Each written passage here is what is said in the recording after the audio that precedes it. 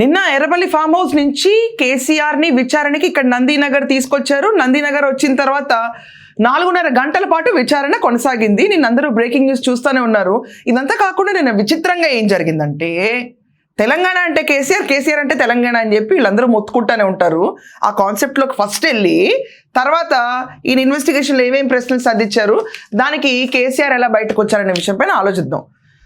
యాక్చువల్గా నిమ్మరసం తాగడానికి రెడీ అయిన కేసీఆర్ ఓయూలో శవయాత్ర మొదలుపెట్టిన వెంటనే ఇంకా బాగోదు ఇప్పుడు నిమ్మరసం తీసుకుంటే అని చెప్పి నిరాహార దీక్షను కొనసాగించిన కేసీఆర్ ఉద్యమ నాయకుడా? తెలంగాణ అంటే కేసీఆర్, కేసీఆర్ అంటే తెలంగాణనా? ఇంకా సోనియా గాంధీనన్నా మనం కనీసం ఖచ్చితంగా ఒప్పుకొని తీరాలి, తెలంగాణ ఇచ్చినందుకు ఆవిడ తెలంగాణకు మేలు చేసిన ఆవిడని. నువ్వేం చేసావు కేసీఆర్? గద్దర్నే లోపల రానివ్వలేదు నువ్వు.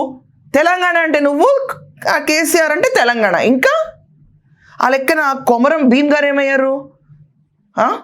1901 నుంచి 1940 దాకా ఉద్యమం చేసి జనాల కోసం పోరాడిన కొమరం భీమ్ గారు ఎవరు?